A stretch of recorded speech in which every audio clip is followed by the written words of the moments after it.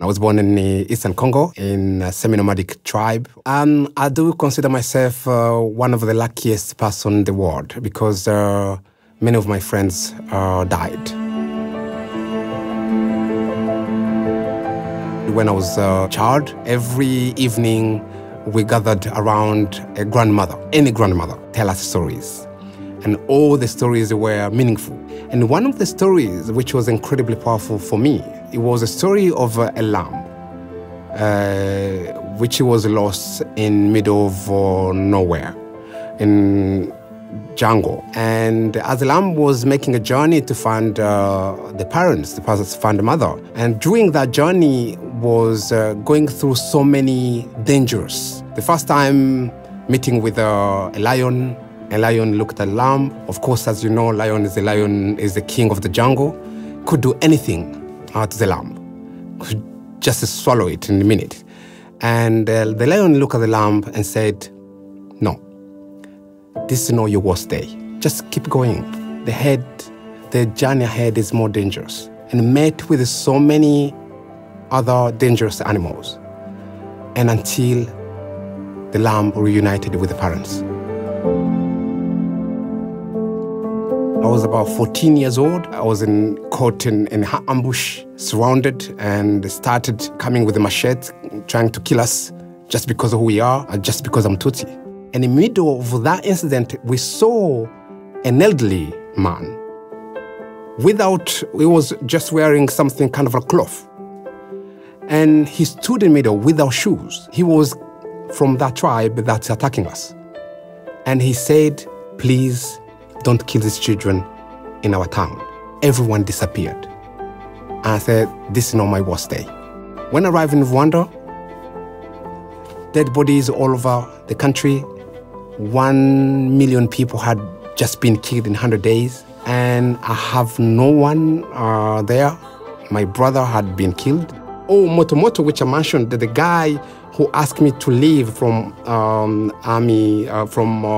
armed groups. He looked at me, he said, "Look, Alex, I don't want you to be involved in army like me. I know you are very more talented academically.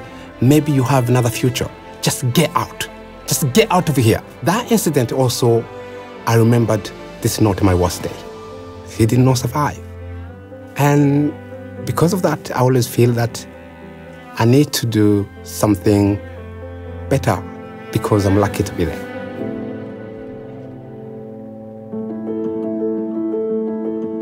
Only thing I knew about Britain before I came to Britain was Princess Diana.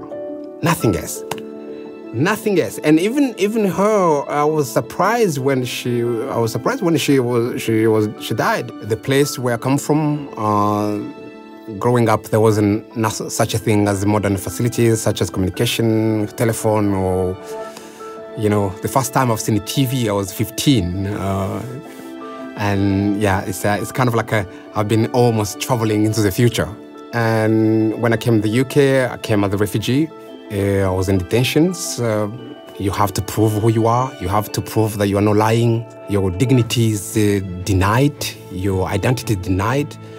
And that moment, I decided my past will not determine my future. I went to learn English. Went to do university.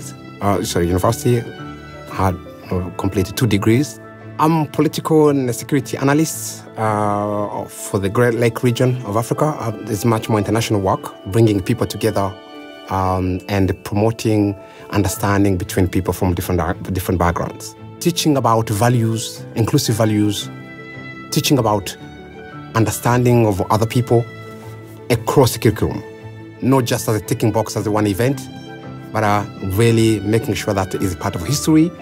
It's part of, if we don't know where we're coming from, we don't know what the future will be. We kind of miss out things which are so simple. Values of compassion, values of love, values of respect, values of fairness, values of kindness, values of, understanding. I always feel that really the rise in nationalism, fear of the outsiders, fear of the unknown, is really very superficial. If we go back to who we are as people, we will find commonalities, and what unites us is much more stronger than what divides us.